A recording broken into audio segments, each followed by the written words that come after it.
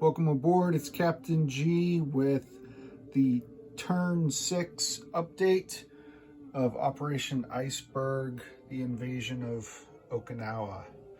So you can see the ever-growing dead pile, and I'll actually start there. Remember, last we left off, Japan had finally won an initiative roll, which meant at most one kamikaze attack could take place in every sea zone the Japanese player assigned a kamikaze without any interference by U.S. aircraft or AA, and then the U.S. would get to deploy their planes. So taking advantage of the free shots, the Japanese sunk another escort carrier, one of the ones that was already damaged but eliminated its AAA. They sunk 3 American cruisers, eliminating those shore bombardment shots and AAA capabilities.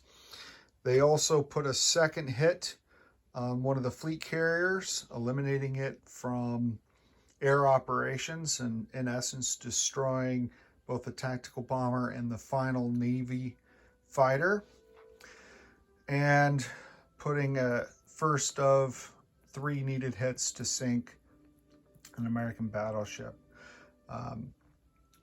That was maxing out 1 kamikaze in every zone to do those attacks. Very successful run of attacks. The remaining kamikazes concentrated to try to kill more air power, and they were all wiped out.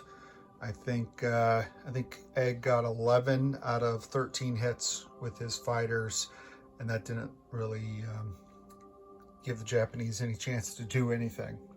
Shore bombardment, though, the U.S.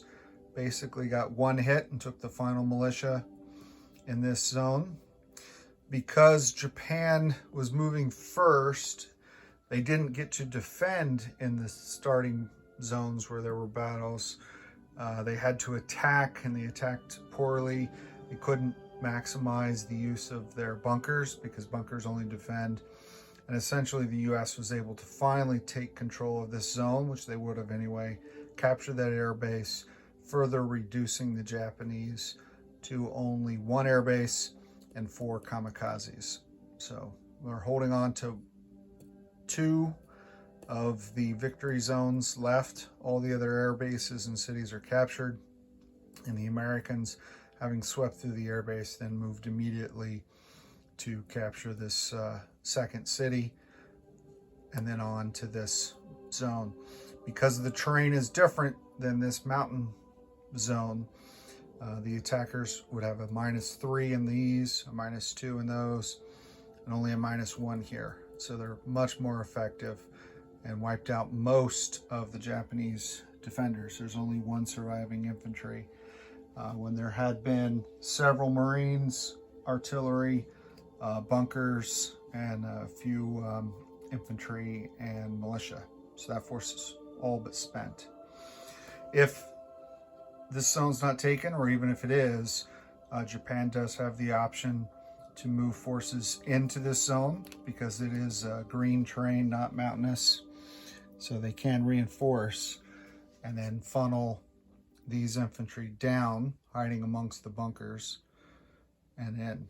The only thing that Egg hasn't done that surprised me is I would have expected that he could have bombarded with his bombers this base, similar to what he did up here in Nakashomi. Take that base out of action so the Japanese lose their kamikazes. He hasn't done that here. He could have. Instead, he concentrated the bombers here to try to get some hits as well. Lost another strategic bomber. All these were shot down by AAA, but again, since he's got an infinite number, he's got 4 more ready to come in next zone. So those were the main combat updates. Then when the U.S. finally was able to move, they pre-positioned a fierce battle force, 2 battleships, 6 cruisers, and 4 destroyers.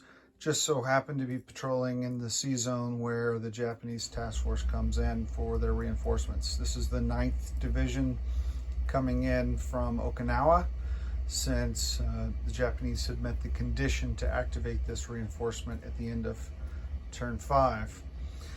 So on those transports, and the same reinforcement happens each of the next 3 turns, there are 2, 4, 6 infantry, 3 artillery, and 1 armor. That's if they survive. I don't think that they will survive. The way we're doing naval movement is similar to how we've decided to do ground movement. If it's a contested zone, you can't exit until you wipe out the enemy. And even if they could, in the next zone, they would be contested. He's got backup right here. So I think the door's closed really for the 9th to do any good in this battle. If he doesn't get more than 4 hits, the plan is to lose the transports, save the destroyers.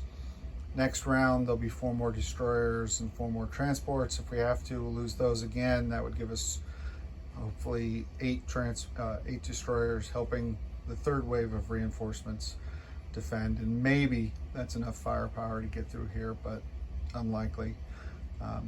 The kamikazes will need to go here to have any chance for these guys.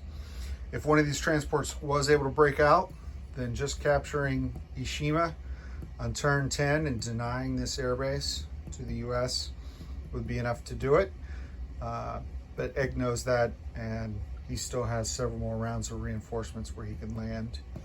Actually, he's got 2 more rounds, turn 6 and turn 7, of reinforcements starting on this side that he could land some fresh troops there, or he could move this force up, which he intentionally left there as a blocking force in case any of them tried to come up towards either of those zones.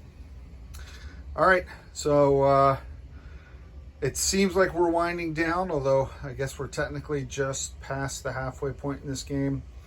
The kamikaze rule we thoroughly enjoy. It's a lot of drama and excitement in the game. The movement rules, once you understand them, really make a lot of sense. At first they're frustrating and you don't quite get it.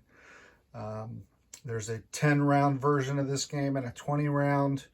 As we understand it, the 20-round is married to the alternate rule where the Japanese disposition, their starting forces, are not set based on the historical layout that is in the setup charts, but the Japanese player can choose their own. And knowing the terrain, knowing the US victory objectives, a player could make better decisions than trapping infantry here that aren't going to be able to move, where the Americans don't need that space, or technically down here as well. And then that would, I think, make sense for the US player to have 20 rounds to achieve the same victory conditions as ordinarily they would have only in 10. Okay, so that's where we are. Sorry for the delay in posting this and playing this. We've had a lot of real life things going on the past few days, and finally got in a turn tonight, and we'll do round 7 coming up next. For Eggman, this is Captain G, over and out.